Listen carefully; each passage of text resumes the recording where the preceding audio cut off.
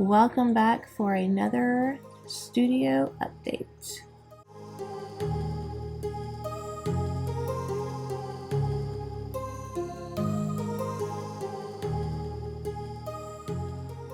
I thought I would share some of my process with you all. These are the floor tiles that I have as possibilities. I haven't actually gone in and see if there's anything new in the last month or so though.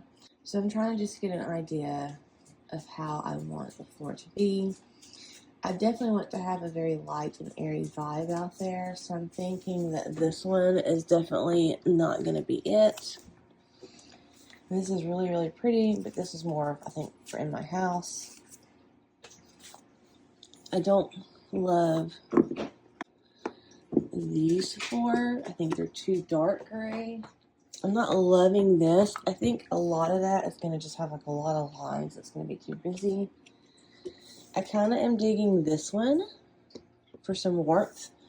I'm definitely digging these three. This is all the same. Okay, so now we're getting more what I'm going for. I am going to have white walls. So I don't want something that's going to get washed out, but there are going to be rugs on the floor. I'm thinking this might be too gray for out there. So now I'm left with these. I'm not really feeling this one or this one. I don't like this one. I mean, I kind of like this gray though. Like, I think it's kind of pretty, but it's too washed out for that space. I'm afraid this is going to have too much orange and yellow tone. I like that piece. This is, I thought about doing in our actual living room, because we have a stone fireplace in our house, and I think they'll look really pretty. Which leaves me with these three. Let me know down below. Hazelnut maple, champagne oak, or dovetail. Dove, champagne oak, or maple. My husband was at Lowe's and he saw this set. They had it marked down for $150, but the box was torn to pieces and it had been opened. So he talked to them and they gave it to him for $120. This set retails for $568, and it literally was missing some screws, which we replaced for under $3. Amazing, amazing deal, because it is so comfortable and it's going to look amazing on my front porch when I get it built. I have a pro Lowe's account now, and I'm trying to get my flooring, all my insulation, and possible lighting, as well as drywall all at one time, because I can get a bulk discount with a pro account. So that is where we are. All my baffle has been installed. All my hurricane straps are installed. Those help with high winds and from keeping the roof from blowing off. There's a couple of straps I'm gonna put on the bottom and on the end, but they're just an extra safety measure. I think they make it like 25 to 30% less chance that your roof is going to be blown off. For $30, I'm down with that, because I don't want the roof blowing off for this thing in a high wind. That would be scary, since all my yarn's gonna be in here. And we have my closet wall built, so I have to do my archway now. That's gonna go there over the door, because there's not gonna be an official door there. And then we have to add one more plug here in the middle for the fireplace, because there's going to be a little bit of a built-out fireplace there in the middle of the shed studio. And then we start hanging all the insulation. So that's pretty exciting. This is the look I'm going for, because I am going to keep my black bookcases in there, just because it's cheaper, because I won't have to buy new ones, obviously. So I hope to kind of have this aesthetic going on with the lighter wood floors, the white walls, and then the massive wall of black bookcases on the back wall that is full of yarn. We have talked about the windows though. Even though these are upgraded windows from what the building standardly comes with, typically they come with a 2x3 window, but I had them upgraded to a 3x3 size, which is fine, but these windows are horrible. I had to make a decision. Do I leave it or do I go ahead and budget for new windows? And so that is what essentially we have decided to do. Went to Lowe's, and that top flooring that I really loved had been marked down from $4 a square foot to $2 and something a square foot. So I bought literally all they had, and now I have my flooring. We're doing a dry fit of my new windows. They look so much better. Old window, new window. However, on this front one, we're actually going to install a bigger window. So I'm gonna get one that's a lot longer, since that's gonna be across from my desk. I thought about lowering this one, but I would like to have desk space up under it, so I'm probably not. I'm about to start working on some of the inner wall insulation.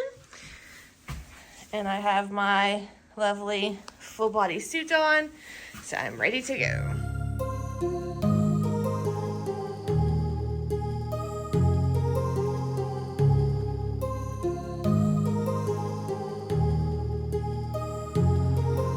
Insulating 101.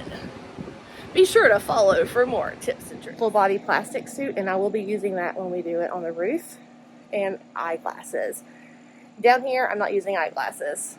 You're probably supposed to, but I'm not.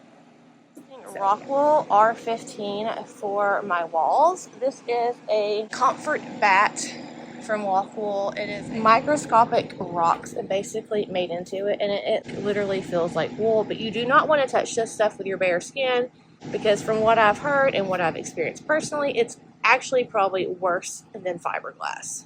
But the reason I chose this is, number one, it is mold and mildew resistant. So let's say you have a leak in your wall, the water will actually run through the Rockwool and it will not mold and mildew.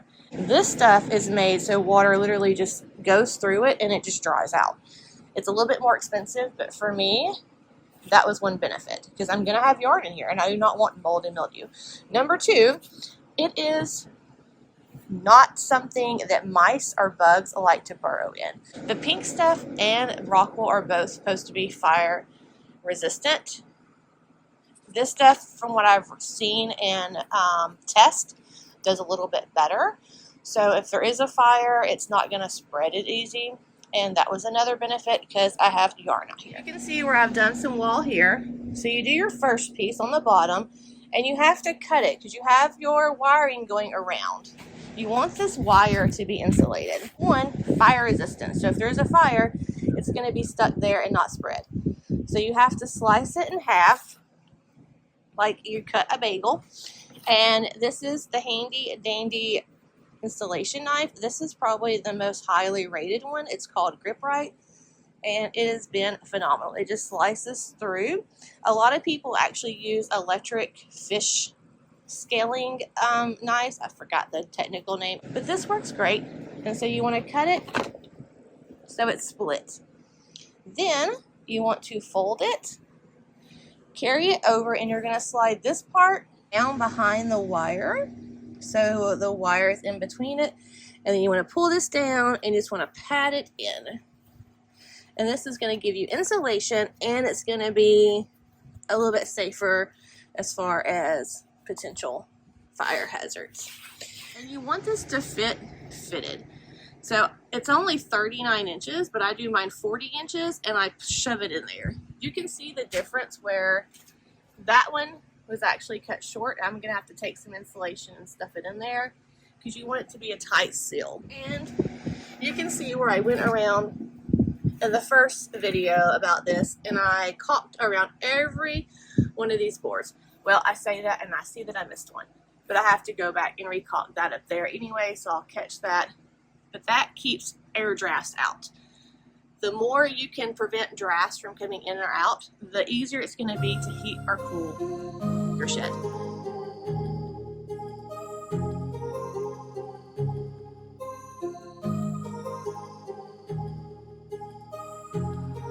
My heart rages around like an ocean in my head, because there are so many things that I left unsaid.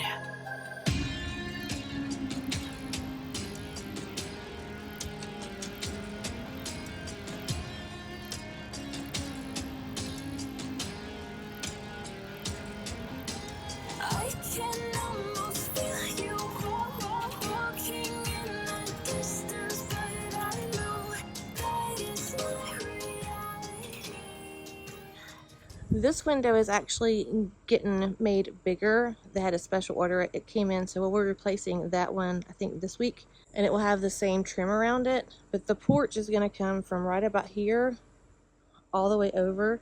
So it's like 18 feet long, and it'll be 8 feet out. It's going to be covered, and it will be stained with that same color. The white trim around the door, and that white trim will be painted from Sherwin-Williams, so it kind of blends. And then I'm going to paint the door a fun, funky color. We just replaced all those windows to these kind because they're more energy efficient, and I love them. Happy Friday! Look how good it's looking. So we got the boards cut and stained. We also went in and plugged all the holes on all of the trim with a silicone that looks just like the stain. My husband cut all these to give it some kind of cool shaping. Love those. And we got part of the gutter installed, so he's actually going to have to cut some of this off once we get the porch on there, but just to keep water at bay for now, he went ahead and extended it, and then all of that will be covered with porch and a little bit over to right about here, and it'll carry the gutter out and around and have the other downspout over there somewhere. But look at this really pretty gutter. Like, I know that sounds so weird. It's like it's copper, but it's not. And the top gutter is just like it. It is actually discontinued, unfortunately, but we have enough of the material from previous jobs that I have plenty to go around the front of my porch, as well as for any kind of repairs or replacements that have to happen down the road. If you notice, but we have the exterior light. It looks kind of weird right now because there's no porch, so it just looks like it's really, really high, but that's the standard placement of it. I think when I get the porch on, it's gonna look so much better. And then when I get the underpinning on and clean all that up, I can start doing some landscaping. I don't want to do a lot. I just want to do some shrubs around here, maybe some flowering plants, because this is the east and I want that morning sun to come through my window. And not... There's a big spider web. Okay, so in here, I gotta do some cleaning in here in the morning, but all of my insulation is done. We took back all the extra insulation, so now it is much larger of a space. I do have this left over, but I have to go in and finish insulating under the window that we installed today, and I have to finish insulating that one panel where all the wiring is. We're still working on that, so there's no point in putting insulation in right now. Then I'll just store all that into the barn and get drywall delivered. And we are so much closer to getting out here. I cannot wait. Go ahead and pick up some thin plywood and make the arch for my doorway. This is how I'm gonna do it. This is actually in our bathroom, but it's gonna be that same kind of arch where you walk through and it'll be open. And what I'm hoping that I can do is put a bookcase so you can see it, and then have all my fabric maybe there as a pop of color. I don't know. But y'all, that huge window, I can see who's coming down our driveway, and it's going to let in such a great morning light because that is a northeast facing window.